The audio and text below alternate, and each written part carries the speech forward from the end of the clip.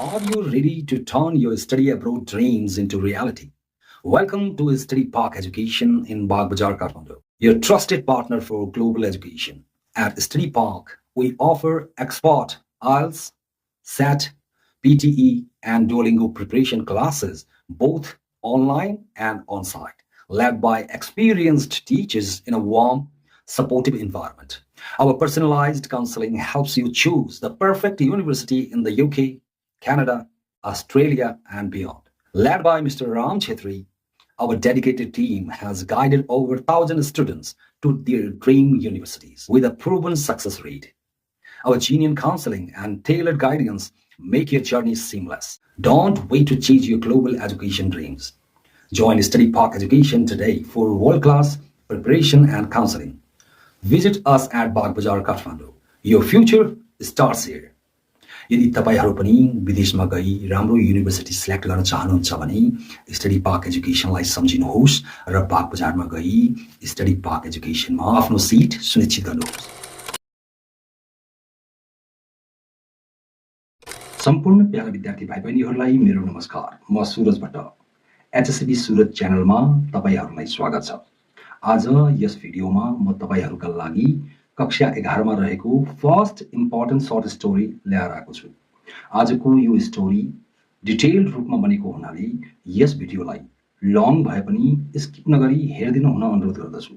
आजको यस भिडियोमा म यस कथा सम्बन्धी एकदमै अथेन्टिक जानकारीहरू तपाईलाई प्रदान गर्ने आफ्नो सक्दो प्रयास गर्नेछु। यस कथा सम्बन्धी राइट इन्फर्मेसन प्राप्त गर्न पनि यस भिडियोलाई पुरै हेर्नु होला। मन परे लाइक गर्नु होला, कमेन्ट गर्नु होला, मन परेन भने डिसलाइक गर्दा नि हुन्छ। यदि तपाई मेरो यस च्यानलमा फर्स्ट टाइम भिजिट गर्दै हुनुहुन्छ भने प्लिज मेरो यस च्यानललाई सब्स्क्राइब गर्न नबिर्सनु होला। साथमा बेल आइकनलाई पनि थिच्नु होला ताकि मैले अपलोड गरेका सम्पूर्ण भिडियोहरूको नोटिफिकेसनहरू तपाईलाई प्राप्त होस्। आज यस भिडियोमा हामीहरू the selfish giant short story सम्बन्धी डिटेल्डमा नेपालीमा व्याख्या, यसको सारांश तथा महत्त्वपूर्ण प्रश्न उत्तरहरू बारे छलफल गर्नेछौं। तपाईहरु आरामले हेर्दै इम्पोर्टेन्ट पोइन्ट्स नोट गर्न सक्नुहुन्छ। Without further do, let's move into our important short story. म यहाँ तपाईहरुलाई फर्स्टमा दन्त्य कथाको छोटो मिठो परिचय दिन चाहन्छु। दन्त्य कथा प्राचीन कालदेखि हाम्रो समाजमा सुनाइदै आएका रोचक र शिक्षाप्रद कथाहरू हुन्। यी कथाहरूमा पशुपन्छी, मानिस र काल्पनिक पात्रहरूको माध्यमबाट नैतिक शिक्षा दिइन्छ। प्राय यी कथाहरू हाँसो र चकित पार्ने शैलीमा प्रस्तुत हुन्छन्। आजको यो काल्पनिक दन्त्य कथा द सेल्फिश जायन्ट अर्थात् स्वार्थी दानवलाई अस्कर वाइल्डले लेखेका हुन्। अस्कर वाइल्ड एकजना आइरिस लेखक हुन् जो सन् 1854 अक्टोबर 16 मा डब्लिन, आयरल्यान्डमा जन्मेका र सन् 1900 नोभेम्बर 30 मा पेरिस, फ्रान्समा बितेका थिए। उनी कविता, नाटक, उपन्यास र संक्षिप्त कथाहरूका लागि निकै प्रसिद्ध थिए। यो कथा सन् 1888 मा the happy prince and other tales संग्रहमा प्रकाशित भएको थियो। यो कथा एक दन्त्य कथा हो जुन खास गरी भन्ने हो भने बालबालिकाहरूका लागि लेखिएको कथा हो। यो कथा एकजना स्वार्थी दानवको कथा हो जसले यहाँ लभ, केयर र शेयरको महत्त्वपूर्ण पाठ सिकाएको छ। यस कथामा हामीहरू दानवलाई निकै स्वार्थी भेटाउँछौँ। ऊ आफ्नो सुन्दर बगैँचामा बालबालिकाहरूलाई खेल्न दिँदैन, जसले गर्दा उसको बगैँचामा हिउँ आउँछ। पछि ऊ बालबालिकाहरूलाई आफ्नो बगैँचामा स्वीकार गर्छ। त्यसपछि वसन्त ऋतु फर्किन्छ र एउटा विशेष बालकले उसलाई आफ्नो स्वर्गको बगैँचामा लैजान्छ। अब यस कथाको थीम्स अर्थात् मूलभावहरूको कुरा गर्ने हो भने हामीहरू यस संक्षिप्त कथामा घमण्ड, बिछोड, माया र करुणा, क्षमा र स्वार्थको परिणाम जस्ता मूलभावहरू भेटाउँछौँ। यी मूलभावहरूमा मलाई सबैभन्दा मनपर्ने र कथासँग म्याच गर्ने मूलभाव स्वार्थको परिणाम लाग्दछ। यो मूलभाव हामी कथामा सजिलै भेटाउन सक्छौँ किनकि दानवको स्वार्थी पाराले गर्दा यहाँ उसले नकारात्मक परिणामहरू झेल्नु परेको छ। पछि जब उसले आफ्नो स्वार्थी व्यवहार त्याग्छ, ऊ सकारात्मक परिणामहरूको अनुभव गर्दछ। अब यस कथाको सेटिङको कुरा गर्ने हो भने हामीहरू यस कथामा एउटा काल्पनिक सेटिङलाई भेटाउँछौँ जहाँ हामीहरू एकजना स्वार्थी दानवको ठूलो महल र सुन्दर बगैँचालाई भेटाउँछौँ। यो बगैँचामा नरम हरियो घाँस, तारा जस्ता फूलहरू र 12वटा आरुका रुखहरू छन्। वसन्त ऋतुमा गुलाबी र मोती जस्ता फूल फुल्छन् र शरद ऋतुमा मीठा फल फल्छन्। चराहरू गीत गाउँछन् जुन बगैँचाको सुन्दरतालाई बढाउँछन्। अब यस कथामा रहेका मूल पात्रहरूको कुरा गर्ने हो भने हामीहरू यस कथामा पात्रहरू यस प्रकार भेटाउँछौँ। नम्बर फर्स्ट, स्वार्थी दानव। यो दानव यस कथाको मूल पात्र हो। ऊ आकारमा निकै ठुलो र बलियो छ र कथाको सुरुवातमा हामीहरू उसलाई अत्यन्तै स्वार्थी स्वभावको भेटाउँछौँ। ऊ आफ्नो बगैँचालाई निकै स्वार्थी भई बालबालिकाहरूलाई त्यस बगैँचाबाट टाढा राख्न स्वार्थीपूर्ण व्यवहार देखाउँछ। ऊ स्कुले बालबालिकाहरूलाई आफ्नो बगैँचाबाट लखेटी बाहिरतिर भगाउँछ र खेल्न दिँदैन। पछि जब ऊ एउटा विशेष सानो बालकलाई आफ्नो बगैँचाको एक कुनामा रोइरहेको भेटाउँछ, त्यसपछि उसको मन परिवर्तन हुन्छ र ऊ बालबालिकाहरूलाई माया गर्न थाल्छ र आफूले निर्माण गरेको ठूलो पर्खाललाई भत्काएर बगैँचा सम्पूर्ण बालबालिकाहरूका लागि खुल्ला गर्दछ। अन्त्यमा त्यही विशेष बालकले उसलाई स्वर्गको बगैँचामा लैजान्छ। नम्बर 2 मा रहेका छन् बालबालिकाहरू। कथामा रहेका यी बालबालिकाहरू स्कुले बालबालिकाहरू हुन्। उनीहरू स्कुलबाट फर्किएपछि बगैँचामा खेल्ने अत्यन्तै निर्दोष बालबालिकाहरू हुन्। उनीहरूको हाँसो र खेलले सम्पूर्ण बगैँचालाई जीवन्त बनाउँछ। जब स्वार्थी दानवले उनीहरूलाई आफ्नो बगैँचाबाट लखेट्यो, उनीहरू दुखी भए र वसन्त ऋतु पनि त्यस बगैँचामा आएन। तर पछि जब यिनीहरू फर्किए, वसन्त ऋतुलाई पनि आफूसँगै बगैँचामा ल्याए। नम्बर 3, सानो बालक। यो सानो बालक यस कथाको सबैभन्दा विशेष पात्र हो। ऊ सानो र कमजोर छ र फर्स्टमा हामीहरू उसलाई रोइरहेको र रुखमा चढ्न नसकेको भेटाउँछौँ। स्वार्थी दानव उसलाई त्यो समयमा मद्दत गर्दछ र ऊ दानवलाई अँगालो हाल्दै किस पनि गर्छ। कथाको अन्त्यमा ऊ ईश्वरीय रूपमा देखा पर्दछ र दानवलाई स्वर्गको बगैँचामा लैजान्छ। अब कथामा रहेका मानवीकृत पात्रहरूमा हामीहरू वसन्त ऋतुलाई, शरद ऋतु र हिउँदलाई भेटाउँछौँ। यहाँ हिउँदका बाह्य शक्तिहरूका रूपमा हिउँ, उत्तरी हावा, तुषार र असिनालाई भेटाउँछौँ। वसन्त ऋतु। यस कथामा वसन्त ऋतु एक जीवन्त पात्रको रूपमा प्रस्तुत भएको छ, जुन स्वार्थी दानवको बगैँचामा बालबालिकाहरूको अनुपस्थितिमा आउँदैन। वसन्त ऋतु दानवको बगैँचाबाट टाढा रहनुको मूल कारण नै दानवको स्वार्थी व्यवहार हो। यो ऋतु अन्त जताततै फूलहरू र चराहरूको गीतसँग जोडिएको छ, तर दानवको स्वार्थी व्यवहारले गर्दा यो बगैँचाबाट टाढा रहन्छ। जब बालबालिकाहरू पुनः बगैँचामा फर्किन्छन्, यो पनि फूलहरू र हरियाली सहित बगैँचामा फर्किन्छ, जुन दानवको मन परिवर्तनको प्रतीक हो। यस पात्रले प्रेम र साझेदारीको महत्त्व देखाउँछ। अब अर्को, शरद ऋतु। यस पात्रलाई यहाँ स्त्रीलिङ्गको रूपमा प्रस्तुत गरिएको छ। तिनी जताततै सुनौला फल दिन्छन्, तर स्वार्थी दानवको बगैँचालाई सजाय स्वरूप फल दिन अस्वीकार गर्छिन्। मानवीकरणमा यो दानवको स्वार्थको नकारात्मक परिणामको प्रतीक हो। अब अर्को, हिउँ। हिउँ प्राकृतिक पात्र हो जुन स्वार्थी दानवको बगैँचामा हावी हुन्छ। यस पात्रले बगैँचाको सम्पूर्ण घाँसलाई सेतो रङले छोप्छ र बगैँचालाई चिसो बनाउँछ। ऊ दानवको स्वार्थी व्यवहारलाई सजाय दिन्छ र वसन्त ऋतु नआउँदा खुसी हुन्छ। यो पात्र हिउँदको शक्ति र स्वार्थको नकारात्मक परिणामको प्रतीक हो। अब अर्को पात्र, उत्तरी हावा। उत्तरी हावा हिउँदको अर्को शक्ति हो, जुन कथामा फरको लुगा लगाएर बगैँचामा आउँछ। ऊ दिनभर गर्जन गर्छ, चिम्नीका भाँडाहरू उडाउँछ र हिउँसँग मिलेर बगैँचालाई ज्यादै चिसो बनाउँछ। यो पात्र दानवको स्वार्थी निर्णयको असरलाई देखाउँछ र वसन्त नआउँदा ज्यादै रमाउँछ। अर्को पात्र रहेको छ असिना। यो पनि हिउँदको अर्को शक्ति हो, जुन हरेक दिन 3 घण्टा महलको छानामा ढुङ्गा हान्दै आउँछ।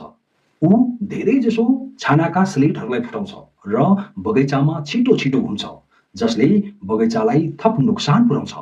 यो पात्र हिउँदको क्रूर शक्तिको प्रतीक हो र दानवको स्वार्थको सजायको रूपमा देखिन्छ। अब अर्को पात्र रहेको छ तुषार। यस पात्रले सम्पूर्ण बगैँचाका रुखहरूलाई चाँदी जस्तो रङ्ग्याउँछ र हिउँसँग मिलेर बगैँचालाई चिसो बनाउँछ। ऊ हिउँदको शीतलता फैलाउँछ र वसन्त ऋतु नआउँदा बगैँचामा बस्छ। यो पात्र स्वार्थी दानवको गल्तीको परिणामको रूपमा प्रकट हुन्छ र प्राकृतिक सन्तुलनको महत्त्व देखाउँछ। अब यस पाठबाट नैतिक शिक्षाको कुरा गर्ने हो भने हामीहरू यस पाठमा नैतिक शिक्षाहरू यस प्रकार भेटाउँछौँ।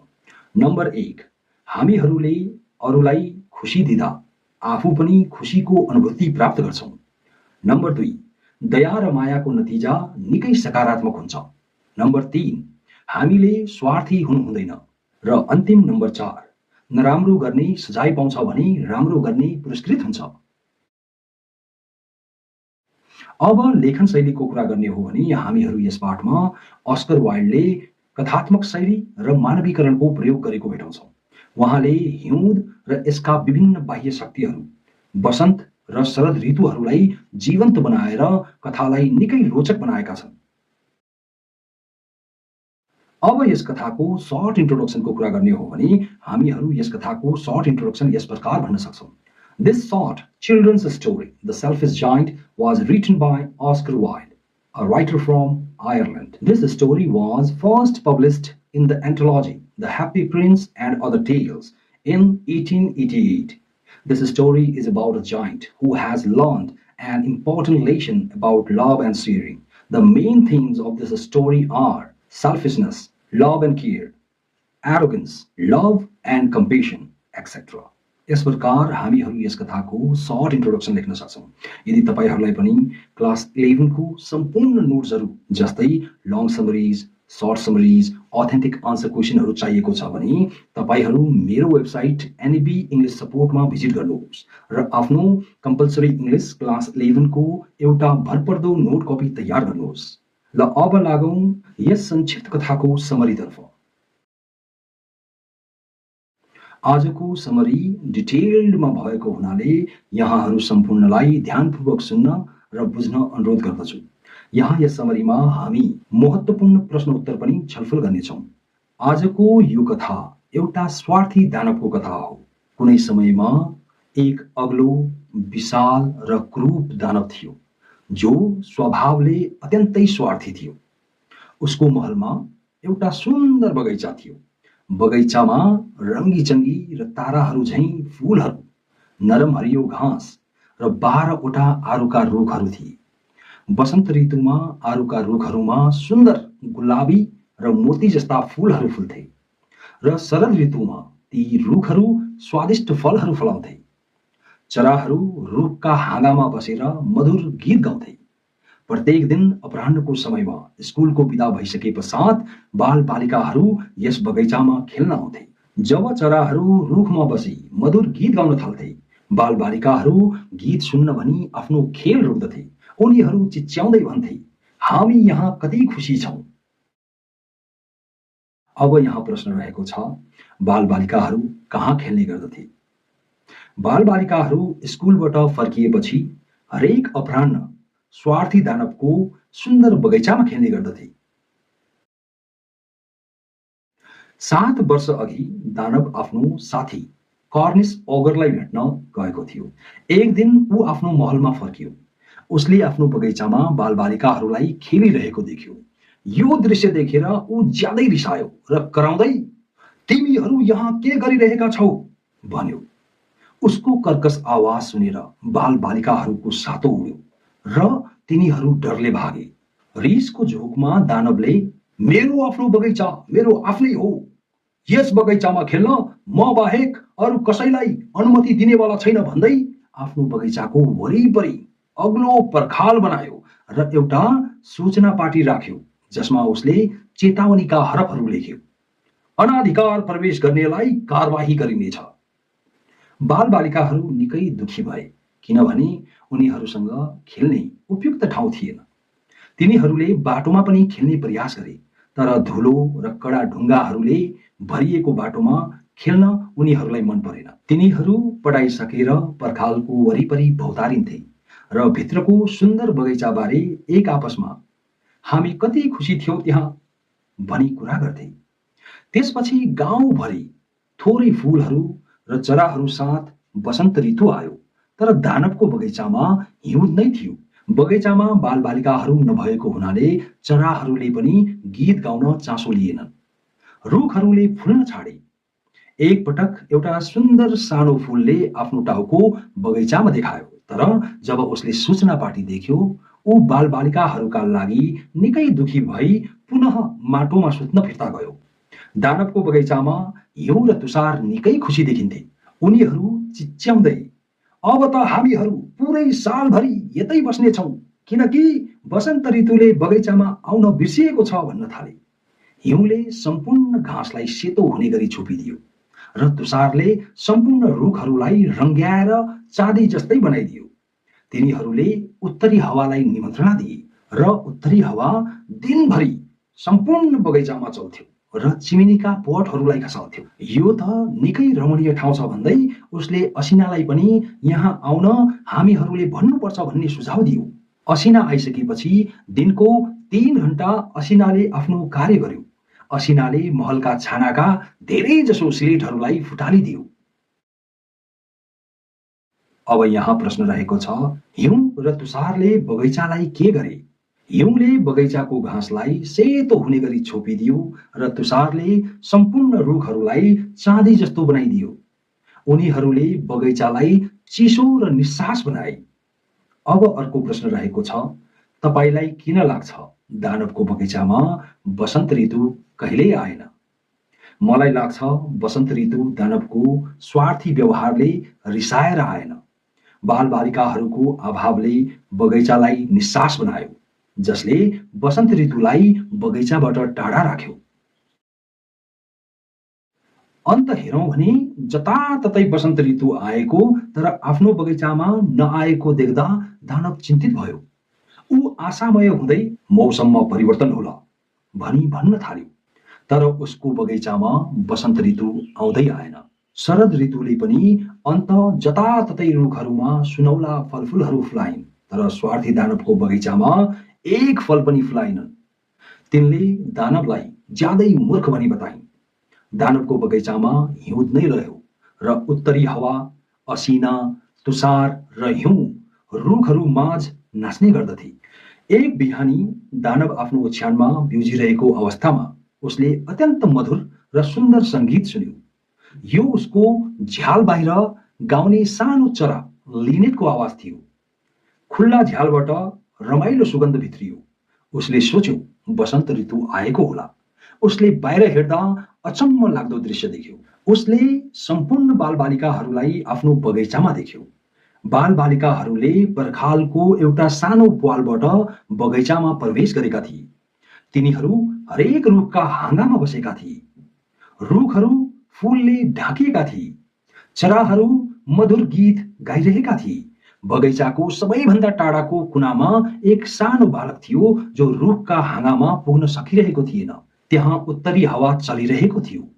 रुखले बालकलाई माथि चढ न सानो बालक भनी आफ्ना हाँगाहरू सकेसम्म तलतिर झार्यो, तर बालक निकै सानो थियो र चढ्न सकेन।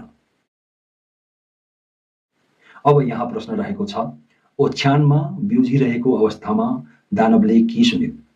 ओछ्यानमा बिउजिरहेको अवस्थामा दानवले मधुर सङ्गीत सुन्यो, जुन सानो गीत गाउने चरा लिनेटले गाएको थियो। यो लामो समयपछि सुनेको सुन्दर आवाजले दानवलाई निकै आकर्षित गर्यो। यो दृश्य देखेर दानवको मन पग्लियो।